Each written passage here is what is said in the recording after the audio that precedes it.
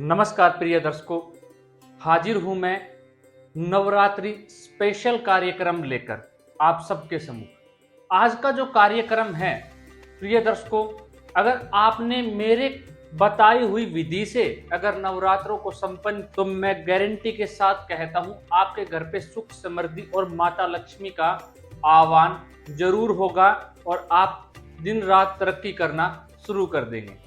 तो सबसे पहले कार्यक्रम को ज्यादा बड़ा ना करते हुए शुरुआत करते हैं। 9 दिन के बाद जिंदगी में वो चमत्कार होगा जो आपने कभी ना सोचा था। तो प्रिय दर्शकों, 26 तारीख सितंबर से 2022 नवरात्रे शुरू हो रहे हैं और इस नवरात्रों के ऊपर आपको क्या करना है, जो पहले तो जो कलश मुहूर्त है वो जान लीजिए।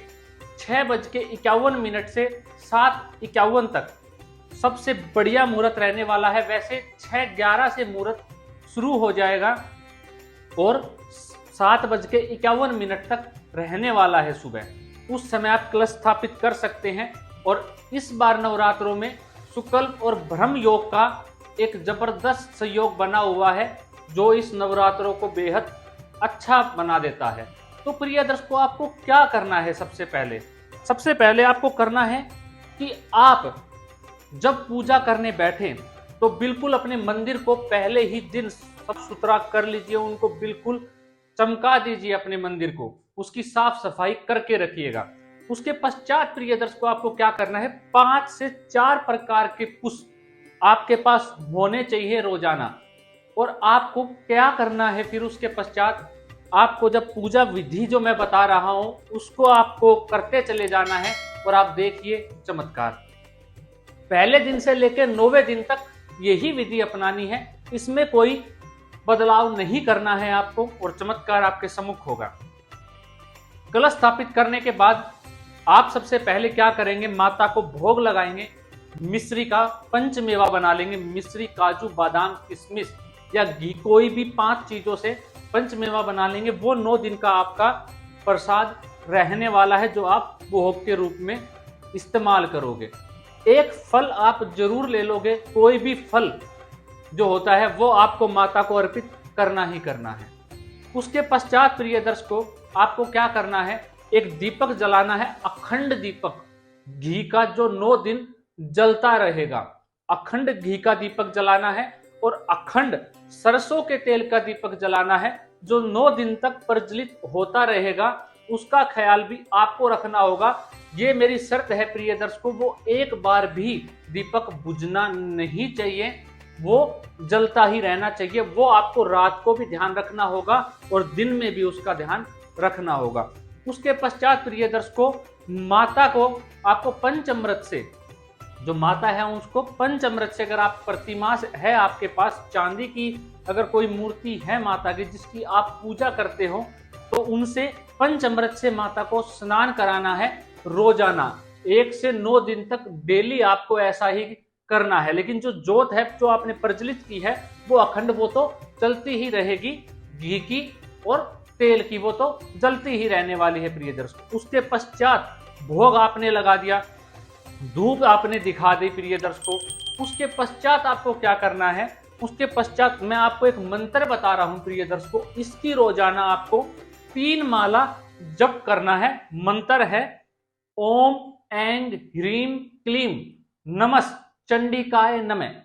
फिर से सुन लीजिएगा प्रिय दर्शकों, ओम ऐं ह्रीं क्लीं नमः चंडिकाय नमः। इस मंत्र का आपको रोजाना 1 से 8 बार 3 माला जाप करना है, 108 बार। इस मंत्र का जप करने के पश्चात आपको दुर्गा सप्तशती का पाठ करना है प्रिय दर्शकों। जब आप दुर्गा सप्तशती का पाठ करेंगे तो आपको कैसे करना है, पहला, अगर आप कंप्लीट दुर्गा सप्तशती रोजाना नहीं पढ़ सकते तो बता रहा हूं, अगर आप वैसा कर सकते हैं तो कोई दिक्कत ही नहीं है, आप कीजिए, अच्छा ही रहेगा।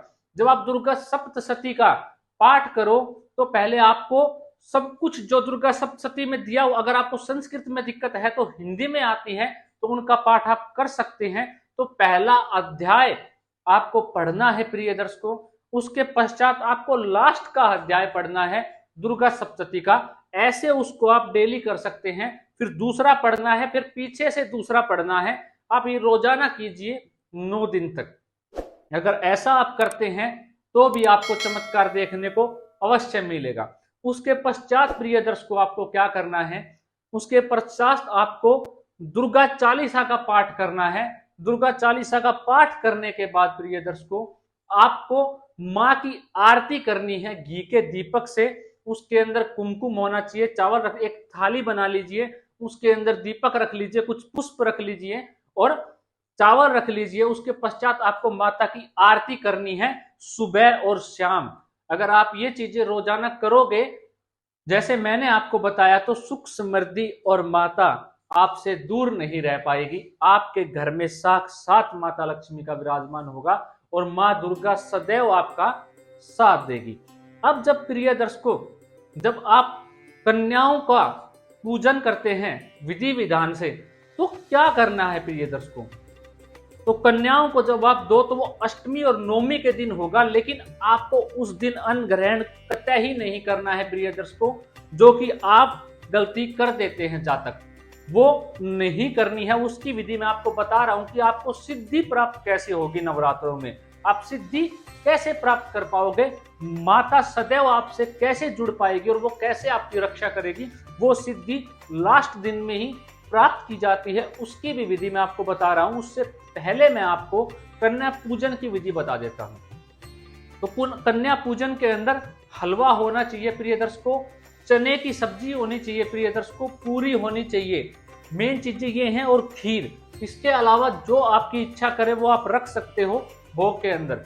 उसके पश्चात एक फल, जब भी कन्याओं को आप विदा करो भोजन के पश्चात तो उनको एक फल जो माता का आपने भोग लगाया था, माता का प्रसाद जो आपने लगाया हुआ था वो प्रसाद उनको देना है, कुछ पैसे देने या कोई गिफ्ट अगर आप कुछ देना चाहो, क्योंकि छोटी कन्याएं आएंगी तो आप उन्हें ज्योमेट्री बॉक्स आदि दान कर सकते हो, तो उनसे उनको फायदा मिलेगा, आपको आपका गुरु ग्रह मजबूत हो जाएगा उन चीजों से। उसके पश्चात प्रिय दर्शकों ये सब कुछ करने के बाद आपको जो लास्ट डे है 9वां दिन रात्रि का, जिस दिन सिद्धि प्राप्त होती है, वहां शायद आपने ना तो कभी सुना होगा और ना आज तक आपको किसी ने बताया होगा। ये मेरा अनुभव रहा है।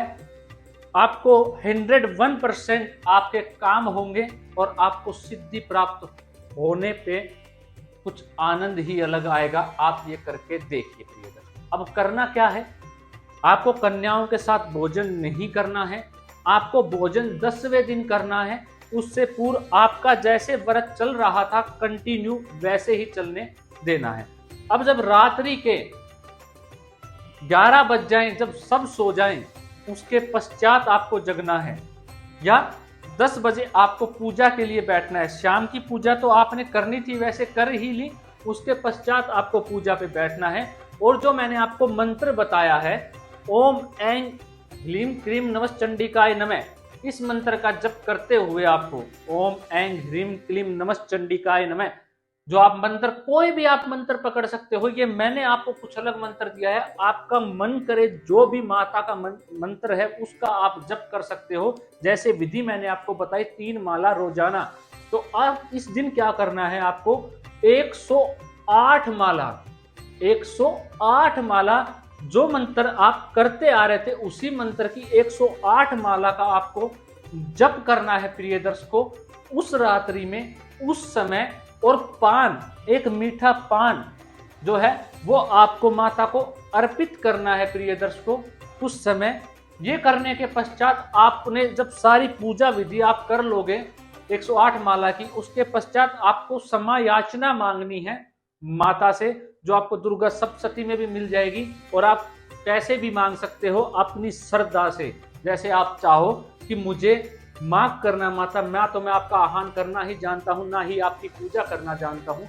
अगर मुझसे कोई गलती हो गई है तो मुझे क्षमा कीजिए, मैं अपने कान पकड़ के आपसे क्षमा मांगता हूँ, गलती होने पे मुझे क्षमा कीजिए। तो जैसे भी आपकी इच्छा हो वैसे आप कर सकते। अगर आपने प्रिय दर्शकों ये किया तो आपको निश्चित ही जबरदस्त लाभ होने वाला है।